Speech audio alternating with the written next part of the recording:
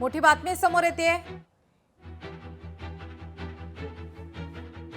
जरांगे परत का आले याचं उत्तर शिंदेच देऊ शकतात असं राज ठाकरे यांनी म्हटलेलं आहे। राज ठाकरे यांचा रोख नेमका कुणाकडे असा सवाल आता उपस्थित होतोय। राज ठाकरे यांचं सूचक वक्तव्य जरांगे परत का आले याचं उत्तर शिंदेच देऊ शकतात। याआधी जरांगे यांच्याकडून आंदोलन करण्यात आलं होतं, त्यावेळेस एकनाथ शिंदे मुख्यमंत्री असताना त्यांनी भेट दिली होती जरांगे यांची सोबत त्यांनी चर्चा केली होती। मात्र आता जरांगे हे मुंबईमध्ये परत का आलेत याचं उत्तर आता शिंदेच सांगू शकतील। शिंदेंनाच या संदर्भात विचारा असा आता राज ठाकरे यांनी म्हटलंय। असं वाटतं या सगळ्या गोष्टींची उत्तर तुम्हाला एकनाथ शिंदेच देऊ शकतो, मी नाही देऊ शकतो। ते जेव्हा येतील तेव्हा त्यांना विचारा। या सगळ्या गोष्टी सगळ्यांना माहिती आहेत काय आहेत त्या। मला असं वाटतं याच्यावरचं उत्तर तुम्हाला जे मिळेल ते एकनाथ शिंदेच देऊ शकतील।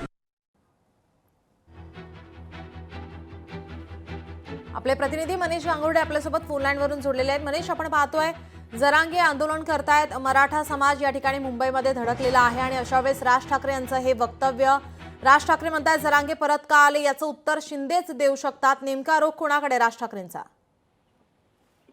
नक्कीच निलम, आपण जर बघितलं तर जरांगे ज्या पद्धतीने मुंबईत आलेत आणि आंदोलन सुरू आहे आणि त्याच्यामुळे मोठ्या प्रमाणात जे त्रास देखील मुंबईकरांना होतोय हे देखील आपण पाहतोय। पण मात्र राज ठाकरेंना ज्यावेळेस विचारण्यात आलं की त्यांनी सांगितलं की ज्यावेळेस नवी मुंबईमध्ये याच्या अगोदर जेव्हा जरांगे आले होते त्यावेळेस एकनाथ शिंदे हे त्या ठिकाणी गेले होते आणि त्यांना सांगितलं देखील होतं की लवकरच हा क्रीडा सुटेल, पण त्यानंतर 10% आरक्षण हे मराठा समाजाला दिलं गेलं होतं शिंदे मुख्यमंत्री असताना।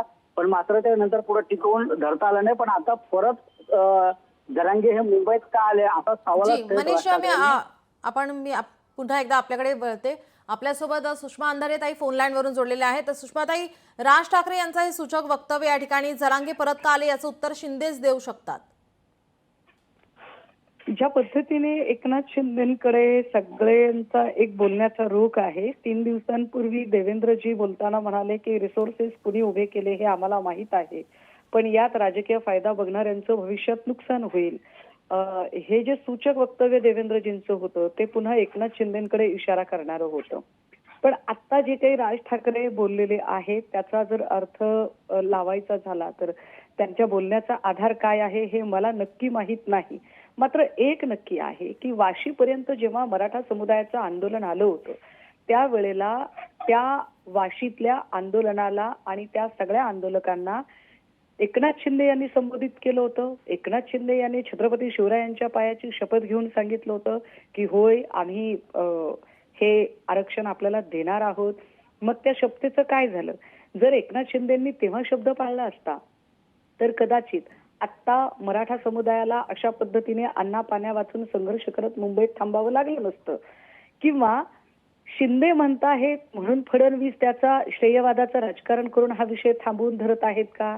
काहीही असो, शिंदे आणि फडणवीस या दोघांच्या शीतयुद्धामध्ये सामान्य मराठा आणि सामान्य ओबीसी यांना वेठीस धरता कामा नये आणि या दोघांच्या शीतयुद्धामध्ये इथली गावगाड्याची विण उसवू नये ही आमची माफक अपेक्षा आहे।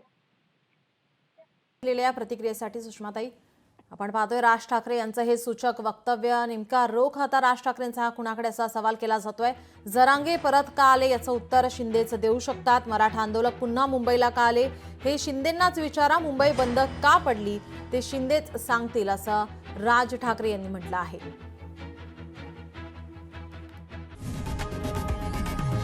लोकशाही मराठी ऐका, पहा, जागरूक रहा।